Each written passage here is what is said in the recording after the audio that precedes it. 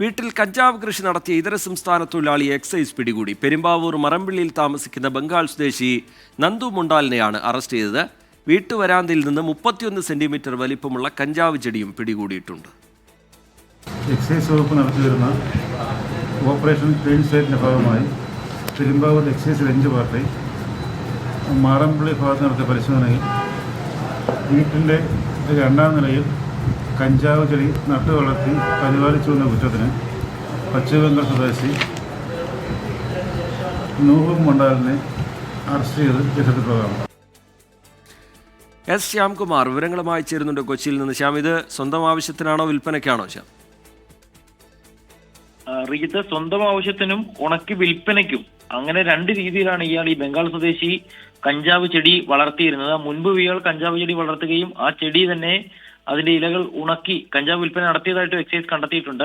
രഹസ്യ വിവരത്തിന്റെ അടിസ്ഥാനത്തിലാണ് എക്സൈസ് സംഘം അവിടെ എത്തുന്നത്. അപ്പോൾ വീട്ടിൽ പ്ലാസ്റ്റിക് ചട്ടിയിൽ വീടിന്റെ വരാന്തയോട് ചേർന്ന് മറ്റ് ചെടികൾക്കിടയിൽ ആരുടെ ശ്രദ്ധയിൽപ്പെടാതെ വളർത്തിയ കഞ്ചാവ് ചെടി കണ്ടെത്തുകയായിരുന്നു. 31 സെന്റിമീറ്ററാണ് ഈ കഞ്ചാവ് ചെടിയുടെ ഉയരം എത്തിയിരുന്നത്. ഏതായാലും ഈ പ്രാവശ്യം ഇയാൾ സ്വന്തം ഉപയോഗത്തിന് വേണ്ടി വളർത്തിയതാണ് എന്നാണ് എക്സൈസിന് മൊഴി നൽകിയിരിക്കുന്നത്. കഞ്ചാവ് ചെടിയും കഞ്ചാവ് ചെടി വളർത്തിയ ആളെയും ഇപ്പോൾ എക്സൈസ് കസ്റ്റഡിയിലെടുത്തിട്ടുണ്ട്. ശരി, എസ് ശ്യാംകുമാർ കൊച്ചിയിൽ നിന്ന് വിശദാംശങ്ങൾ നൽകുകയായിരുന്നു.